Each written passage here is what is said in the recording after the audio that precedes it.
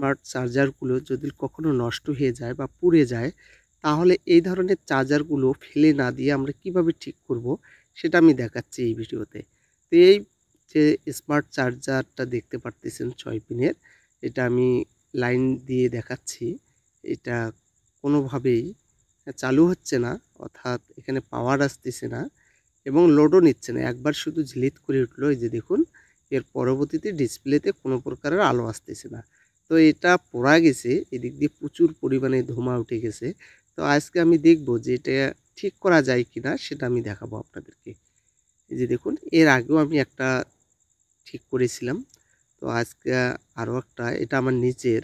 তো আমি দেখব যে এটা ঠিক করা যায় কিনা। তো এই ধরনের যে কোনো ফ্ল্যাট দিয়ে এভাবে চাপ দিয়ে এটাকে খুলে নিতে হবে। যেহেতু এটার মধ্যে কোনো প্রকারের স্ক্রু ব্যবহার করিনি বা স্ক্রু ড্রাইভার ব্যবহার করিনি, এই যে দেখুন আমি এটাকে খুলে নিলাম। তো হালকাভাবে চাপ দেওয়ার সাথে এটা খুলে গেল। এরপরে যে ভেতরের সার্কিটটা আছে এটাকে বের করে নিতে হবে, যেটাকে আমরা মাদারবোর্ড বলি। এই যে দেখুন, এটাকে বের করে নিলাম, আস্তে করে টান দিয়ে বের করে নেব। বের করে নিলাম। এখন এখানে ভিতরের দিকে ডিসপ্লেটা থাকলো, এই যে দেখুন ডিসপ্লেটা। তো ডিসপ্লেটা যেহেতু কানেকশনটা ভেতরের দিকে এটা থাকলো এখানে।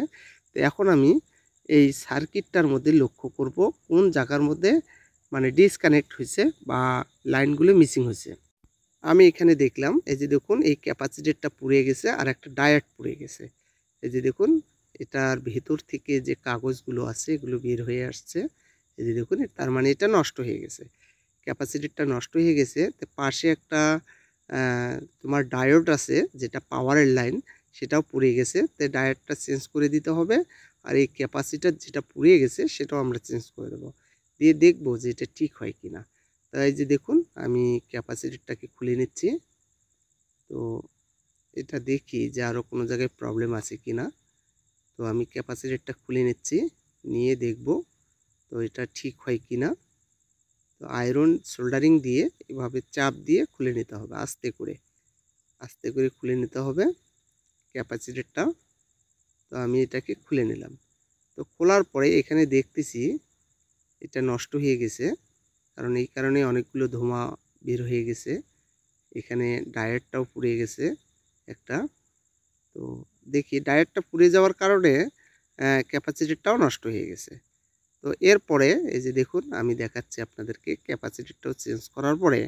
এই যে দেখুন, এই জায়গাটার মধ্যে চার্জিং, এটাও একটা চার্জিং সার্কিট, অর্থাৎ এটা ছোট চার্জারগুলো, এটা ছোট চার্জারগুলো। তো এখানে দুটো ক্যাপাসিটার ব্যবহার করছে ঠিক একই ধরনের, এটাও 400 ভোল্ট।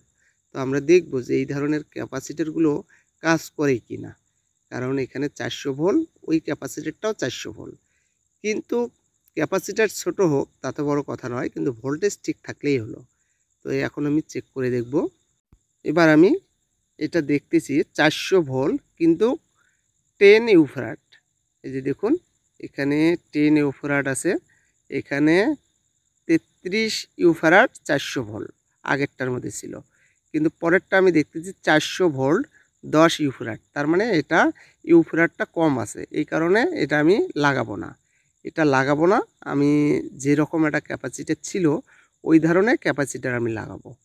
তো এটার মধ্যে দেখতেছি সাইডগুলো দেখতেছি সব কিছুই ঠিক আছে। তো আমি অন্য একটা সার্কিট থেকে বা এই ধরনের সার্কিটগুলো থেকে আমি একটা ক্যাপাসিটার সংগ্রহ করব।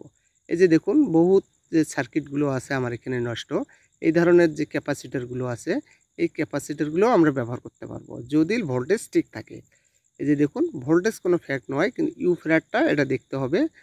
এই যে দেখুন, আমি এখান থেকে একটা ক্যাপাসিটার ঠিক ওই মাপারে বের করে নেব।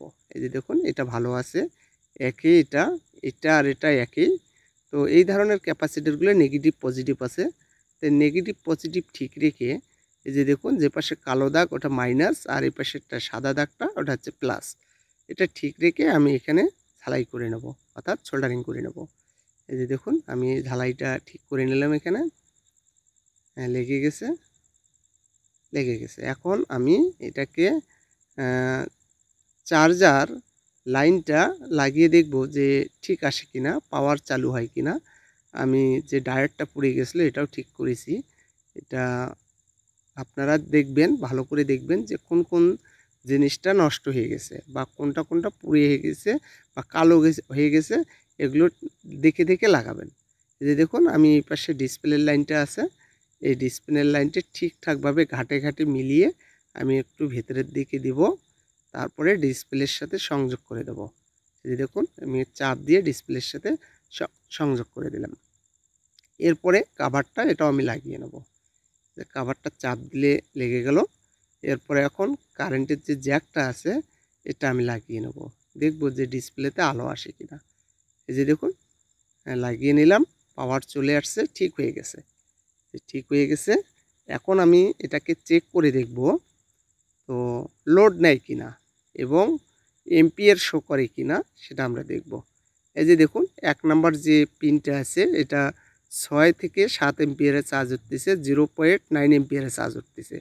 আমরা দ্বিতীয়টাতে দিলাম, এখানেও দেখি হ্যাঁ এখানেও শো করতেছে। তৃতীয়টাতে দেব, হ্যাঁ এটাও পাচ্ছে, এটাও পাচ্ছে। তারপরে আমরা ডানের দিকে 5 নাম্বার পিনটাতে দিলাম, 6 নাম্বার পিনটাতে, হ্যাঁ এটাও কাজ করতেছে।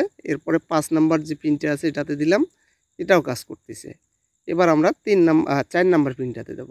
এই যে দেখুন এটাও কাজ করতেছে, তার মানে এটা ঠিক হয়ে গেছে, একদম ওকে হয়ে গেছে।